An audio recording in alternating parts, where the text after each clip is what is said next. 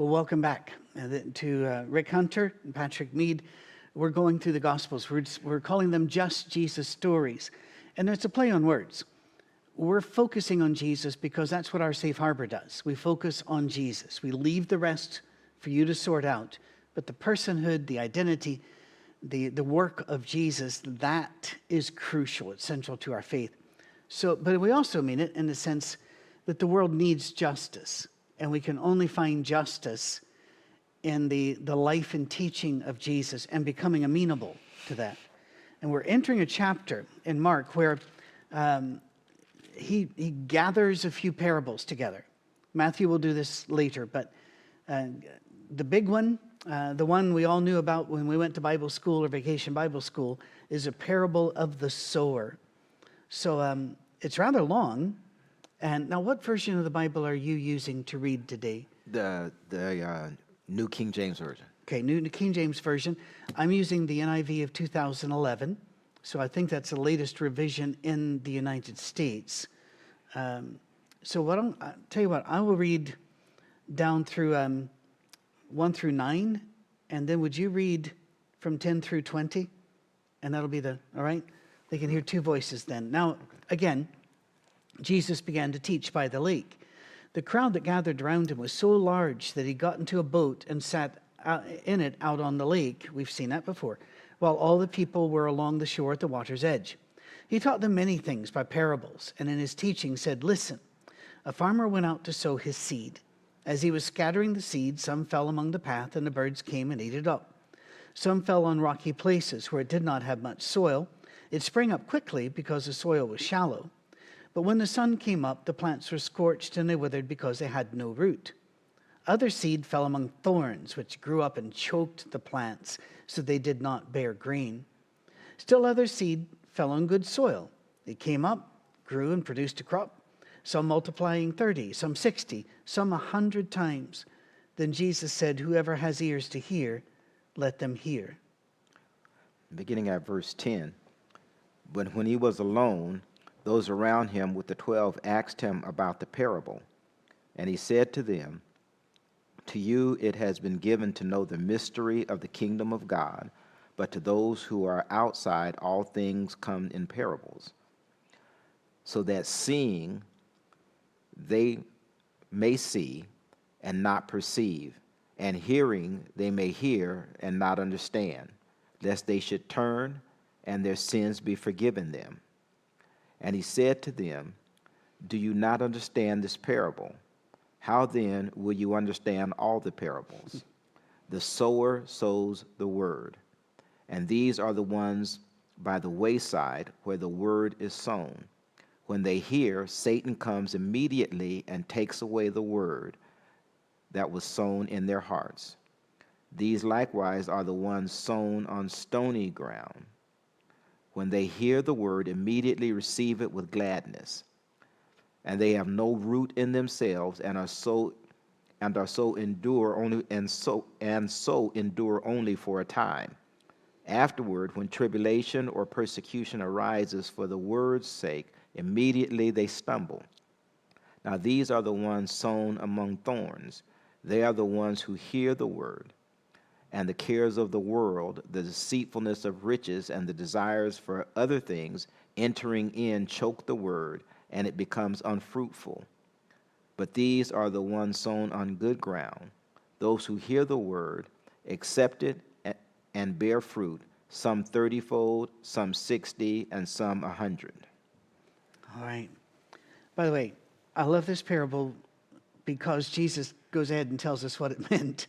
And it would be helpful if he did that all the time. But he does refer back to a passage which bothers me, and that's in Isaiah 6, where God basically is saying to the people, well, to Isaiah, "I want you to talk to the people, but I'm going to make sure the people don't hear. Who will I send? Who will go for us?" I said, "Here am I, send me." And he said, "Go tell my people, you just keep listening, but you'll never get it. Keep seeing, but you'll never perceive. Make the heart of this people calloused and make their ears dull and close their eyes. Otherwise they might see with their eyes, hear with their ears, understand with their hearts, and turn and be healed." And Isaiah cries out, "How long?" And it's long. It says, until the cities are ruined, there's no inhabitant left, everything's utterly forsaken. That's a very frightening passage. And I would imagine very frustrating to Isaiah as well, because just like to Jeremiah, he told Jeremiah, you're never going to get a convert, but I want you to do this anyway. So that said, I don't know if we want to run down that rabbit hole or not. The parable in the translation, explanation portion that she read, I'll tell you what I do with it in my head. And then if you want to address this Isaiah quote or wherever you want to go with it, I'll follow your lead. I am a big proponent of every time I see the word, look to see if it means Jesus. Some people will say, no, it means the scriptures. Well, please remember, the only scriptures they had at this stage were the Old Testament. When Mark was compiled, they may have had a few books of Paul already written, but these had not been gathered. And therefore, what do we have here? I like to read this way. The farmer sows Jesus. Some people are like the seed along the path where Jesus is sown. They hear Jesus, but Satan comes and takes away the Jesus. And I read it that way, and it becomes very contemporary to me. Because the Word, Jesus is the Word. In the beginning was the Word, and the Word was with God, and the Word was God. And so I don't think I'm doing damage to the text to read that in. But I've said two things here, and I think you made some notes if you wanted to leap in there. Yeah, the using Jesus does not damage the text, because that's what the word is in this sense. Okay. And even the validation of the word was made flesh and dwelt among us.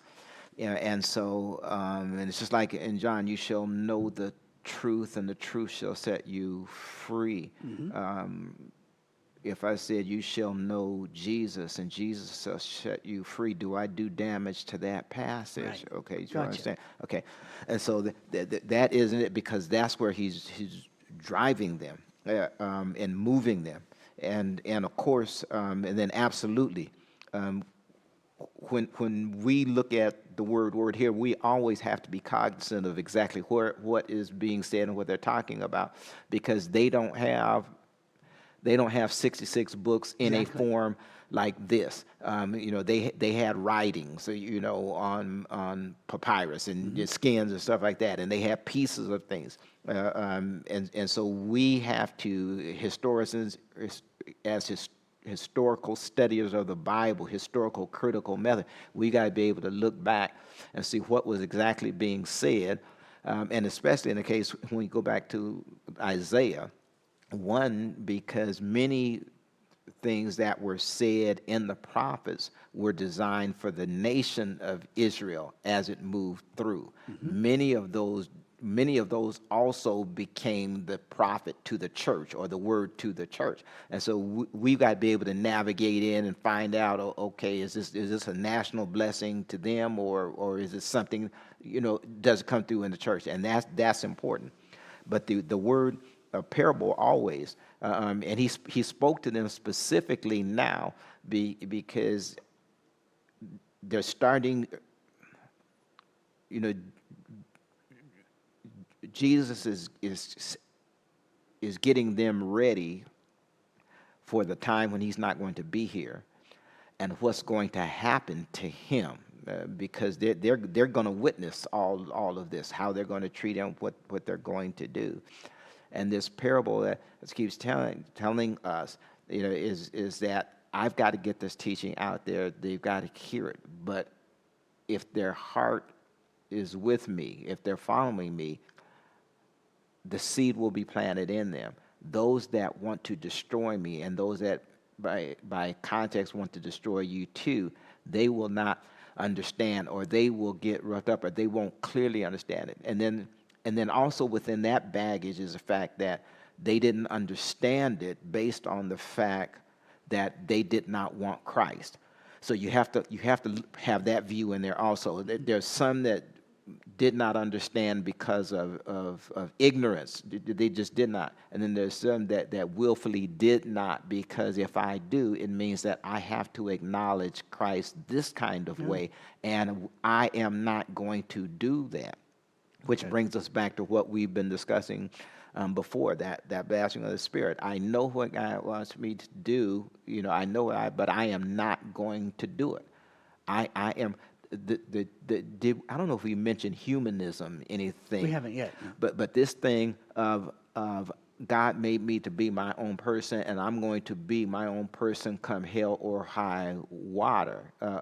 That only, that's not a total picture and a forever thing. You are who you are, but you are in subjection to where the Lord wants you to go, and you allowing yourself to be shaped around Christ, so that you become another vessel in the world of His ministry and what He is doing. Excellent. In Isaiah, I do not read that as God saying to the people, you're going to start not hearing. You're going to start not seeing. And therefore, I'm going to punish you for something I'm making you do. No, I think God was giving them a snapshot to show them why they were headed where they were headed. Because they had refused to see, refused to hear. Therefore, and God's not going to go back retroactively and fix that. Every bus has a destination. They got on the wrong bus.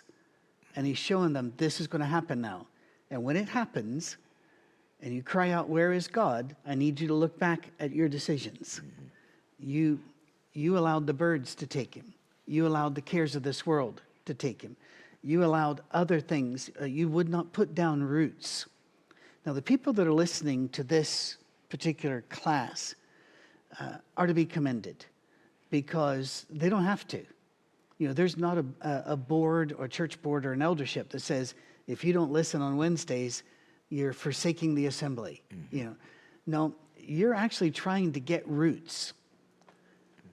But I want you to please understand something. You can never master, and I'm talking to them, not you. You're well ahead. You will never master a subject unless you spend time with it intentionally, and you make time to shove other things. Let them fall. For example, I play guitar and some other instruments, and none of my grands do, because they're really into ball, whether it's soccer or basketball. They don't want to sit inside and put the time in that it takes to play guitar. Well, see, I don't go outside and put the time it takes to be good at basketball or soccer.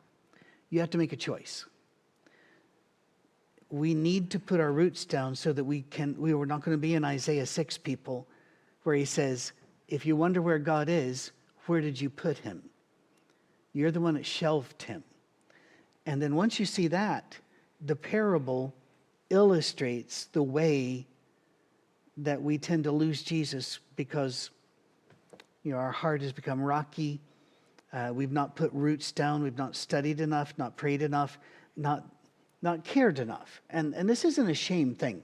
We're not shaming anybody. We could all do better. And doing better is not going to save you. Jesus is. But He would like for us to get better. But this one, the verse 19, the worries of this life, the deceitfulness of wealth, the desires for other things come in and choke the word. That one, my brother, hits me right in the face. Worries of the life, deceitfulness of wealth. And how's that phrased in the New King James? And the cares of this world, the deceitfulness of riches, and the desires of other things. Okay, so it's really the same thing. We all know that, as we'll find out later here, the common people heard Jesus gladly. The rich and powerful, not so much. They didn't need Him. They had wealth. They had power. Randy Harris said something to the effect of, many people are not looking forward to heaven because it's going to be a downgrade in their standard of living. Yep. and Randy can say things with great wisdom that I could never pull off, and that was one of them. But think about it. How many uber rich people are in the word and constantly coming to, around helping and charity. Some do. Steve Jobs, for example, famously did not believe in giving to charity at all and just didn't do it. Whereas Bill Gates believes in charity and gives millions and millions. Steve Jobs is more the norm of, no, I got my stuff. Why should I give it to people that didn't work? Riches, and it's not just deceitfulness of wealth. Sometimes I don't have time to do good because I need to take care of all the stuff I've bought. My house, my phone, my car, my lawn. And we focus on that. The more, when we own something, we have to be very careful that it doesn't own us. So that's the verse that leaps out and gets me the most. Because quite frankly, even though in American standards, I am middle class, I'll never be looked upon as rich. The fact is, when you look at the history of the world, I'm far better off than Solomon. Solomon couldn't go buy a banana today. He couldn't have ice in his drink. But after a while, it begins to own you if you don't watch out. Yeah. So, or at least that's my experience with me. And then that phrase, desires for other things. Do you remember newspapers? They were fun, weren't they? everybody had newspapers. And Sunday was the big one because all the ads came. And my family did it. Every family I knew of that got a Sunday paper did it. They go through the ads. And if somebody asked me, well, what are you looking for? I don't know what they got. There's that hole in us that we try to plug with stuff. Desire for, and it just doesn't fit. I think that's what C.S. Lewis had, something that we all have a God-shaped vacuum in our heart, and only He will fill that. What insights do you want to bring to this? Or do you want to move on? You're spot on. And our culture, we're living in a culture and a time right now where, not just right now, but this thing has been building to that, where everything is glorifying the rich or the powerful, regardless of how they came to rich and powerful, and regardless to whether they have anything healing and hopeful to say to a person. And that whole cycle feeds itself. And in order to keep the whole cycle going, we go get this person, rich, powerful, influential, however, and we get them to say they use this product, and now we get everybody pushed onto that page that has no clue to whether this thing is any good or whether this person really use it. And when we talk about this restaurant is really good, it has 15 Yelp things, and you don't know whether those are valid, or not, and so people get propped up, things get propped up, and that's part of our struggle in society. Right now is so much is propped up that we're looking for hope from people who don't have hope themselves. Wow, yes. They only have the illusion of hope, or the illusion of pretty, or the illusion of whatever, because whatever you have, if you have something, there's somebody trying to take it from you.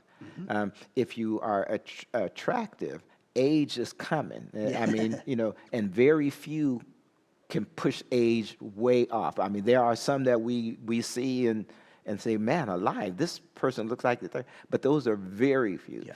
And those who have influence, if I don't stay in front of this, if I don't stay in front of that, my influence is gone. And so we're in a vicious spiral, to where false things are propping up false things, but people are trying to live their life.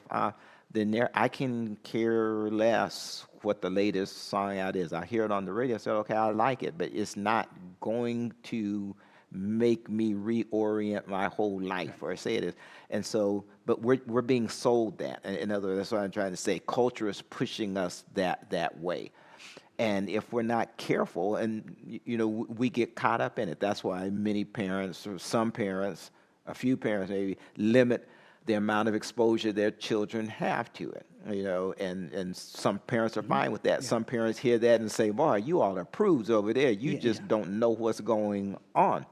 And you got you, and so they give their children more or less. But I think most people are trying to guide their children through. This is what Jesus is doing in these parables. He's trying to bring them through. Let them understand that what you're doing, what you're doing for me does win. It is good.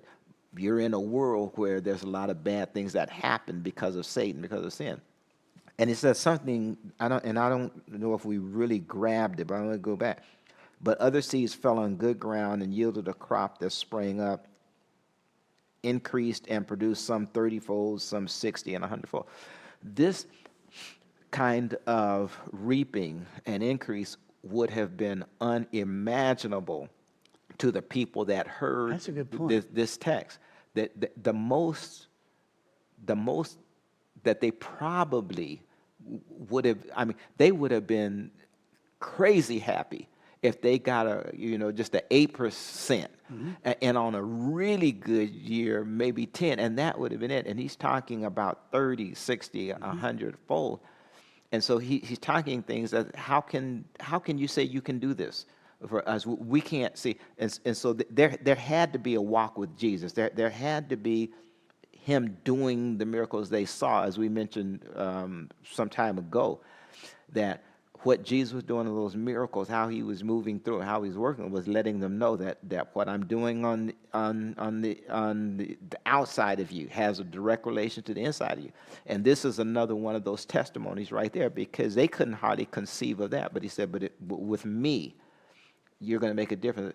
And this lets us know that what's going on around us in society does not have to win the day. This does not have, even when we're at wit's end, we still have to believe that Christ is leading us. This does not have to be. So keep the focus, keep moving with God, keep allowing God to mold you. And as Safe Harbor, we do what we can with what we have to this thing right now.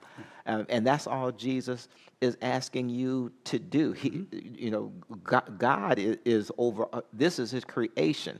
If there has to be a massive move over here, and I have this little thing that I can only use here, he knows that. Go do this thing, but it may connect with somebody somewhere else that connects with somebody else, and next thing you have a whole thing. But that's God's pulling it together in his realm. You're absolutely right. We started all of this with an iPhone and a tripod, less than 3 years ago, and look what happened.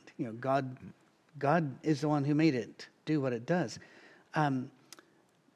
Listened to a few teachers this last year.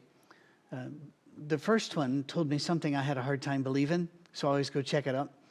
He taught 7th and 8th graders. I think that's called middle school. And he asked them, what do you want to be when you grow up? And he said over 70% of them wanted to be a social media influencer, a star, a TikTok star, an Instagram star, an Instagram model or something. Because that's where all the attention goes. And that's where all of and everybody wants to be that glittery object. In fact, we even call them stars. When somebody in Hollywood reads lines somebody else wrote, and another person is telling them how to dress and how to do it, we look at that person and call them a star. If you aim for the wrong stars, you crash. Just over 20 years ago, one of the Kennedys, I believe his first name was John, and his wife were in his private plane flying back to Martha's Vineyard when they crashed and died. And when the NTSB showed up, and it takes a long time to go through this process of figuring out what happened, they found that the plane was in perfect order. The instruments were absolutely right. And they found that he was accelerating as he entered the water. But getting all the information together, they found out he wasn't watching his instruments. he was looking outside and thinking he was climbing toward the stars when he was actually accelerating toward the reflection of stars in the ocean. That hit me hard. We need to trust the one, our instruments, the truth, Jesus, not the stars. Because we might be thinking we're sailing upwards when you might not be at all. Mm-hmm. And anytime somebody says that they're an influencer, I always think, not me. And I'm a cynical individual, and I don't want to be, but it seems to be inborn in me. And so if everybody's going to see a movie, I'll go, probably no good. I don't mean to be a contrarian, but I want to see the evidence first. Mm-hmm. And that has actually come to help me in this age of instant stardom, everybody's got to do this. Going, I have a king. I will listen to my king. Not saying that's sinful. I'm just saying I don't need to do it until my king tells me. And you're right, though. The thing about, I also wanted to bring this up. This shocked me. I was, years and years ago, did a genetics course. And I'm not a geneticist, and so this was really fascinating to me, but I needed that credit. They said that the corn that the Native Americans brought to the first Thanksgiving would have had less than a third of the kernels on it than ours does, and they would have been irregular because it took hundreds of years of intense, on-purpose breeding to change corn into that lovely thing. It's one of my favorites. You were absolutely right, and I had never thought of it before. This would have sounded insane to them, that you can get this much back for every plant. You know, people are looking at each other going, what? I think of Paul saying, when I'm weak, then I'm strong. God chose the wrong person when he chose me. I have no qualifications in this. And I'm a mess. My sins are laid out in front of the world because I talk about them. And yet God has used this jawbone of an ass to do his will. To me, that's proof there is a God, because there's no other explanation for this. None. And when I say that, I bet right now there are a whole bunch of people at home thinking the same thing about themselves. We look and see what we've done in our life and we're going, how did God redeem that? But he does. And we'll never even know how many people. How many people has Rick Hunter led to Jesus? The answer is we'll never know. And after we're dead, your work will still be going. What influencer can say that?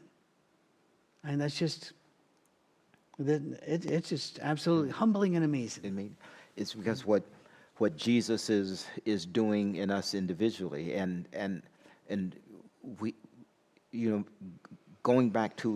not going back, a house church emerging, in this time, especially emerging not as a result of a church growth institute, mm-hmm. but emerging because the times demanded it, and the pliability with God allowed it, to happen.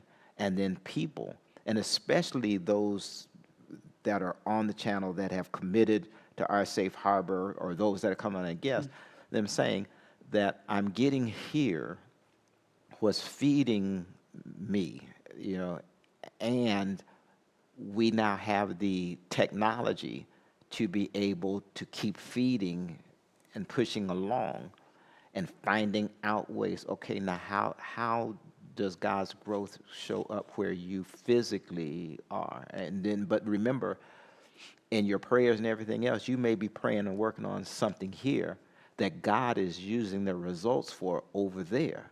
Mm-hmm. And so we can't get discouraged because we're working and we're praying, and I'm not getting better. I don't see the situation getting better. But prayer and answer are not a one-on-one. Relationship with God. They are not. You're giving yourself to God with your prayers and your work, And God uses that energy in the spiritual realm, and He may be dealing with a problem and something in another part of the country, and it may be you may never know, but sometimes you'll hear something and say, "I remember thinking and work, and this is that." But that's what it means to commit yourself to what God is doing. You see some and you move with it.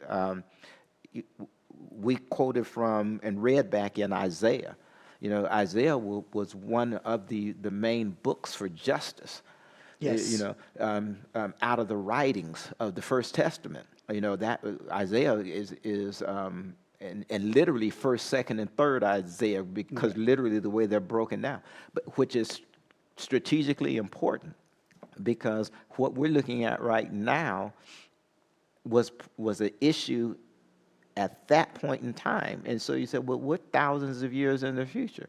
And this is being quoted, and we're talking about it and saying this is what it's doing, which means we're still on this journey that started back then, and how God maneuvers it and what He's doing is what He brings us into His family for His honor, for His glory, as His kingdom, and to live this out and to move forward. And so I may not see a certain country, a certain part of the world develop totally like I would want it to, but I am allowed to see and be a part of what God is doing, which is vastly more than I could ever do by myself. Yes.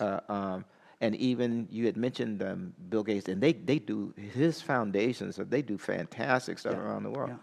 And even with all of that, as you mentioned, and I thought back, he realizes that I can't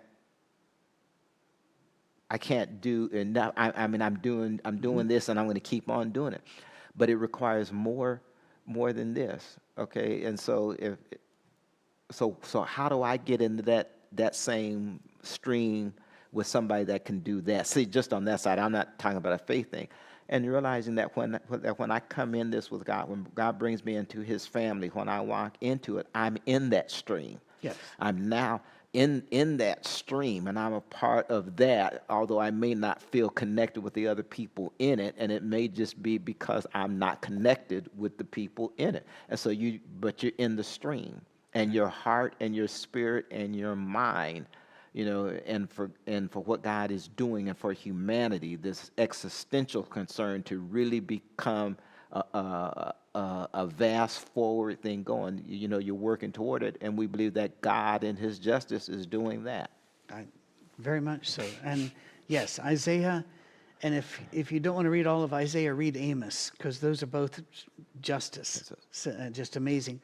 But you used a word, and we've got just a couple minutes left, that I really like. I've not heard it for a long time. You said pliable. What is the role of personal flexibility when it comes to this? Are we willing to be bent? Are we willing to change the way we've served God before? Are we willing to be led into new places?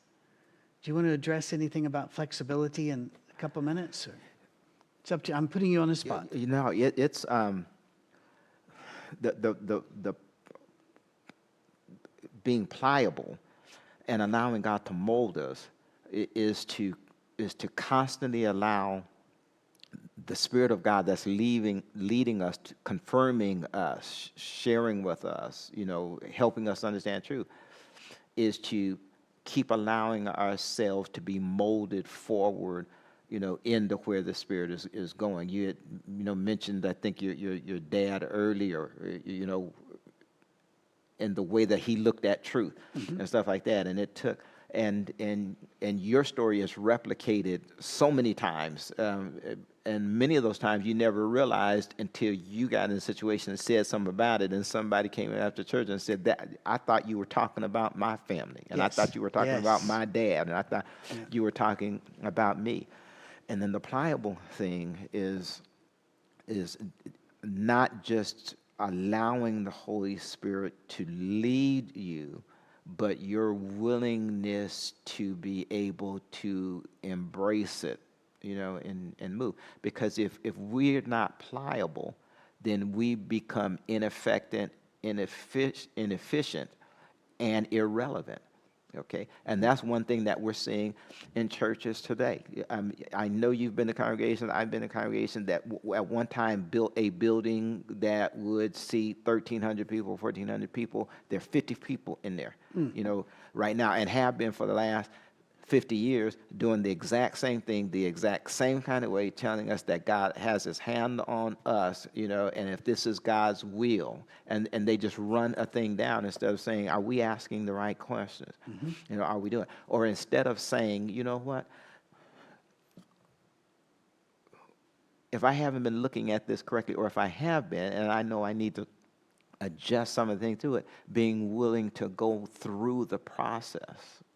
How many people have said to me, how did you learn this? How did you get to understand this piece over here? What book did you read? And I said, this is not a one book thing. This has been a journey thing, because you start picking up, you put together, but most of all, it becomes the Spirit of the Lord impressing your heart to the point where you say, okay, I've got to act on this, and that's when you enter into that pool where you say, you know what, Lord, if you need me, I want to be in the starting five, using a basketball analogy. I don't want to be on the bench, and so whatever it takes for me to be in this game, you use me. Well, you're going to go up against some stuff out here, and I know I don't understand all that I'm going to go against, but I want to be in the game. I want to be there.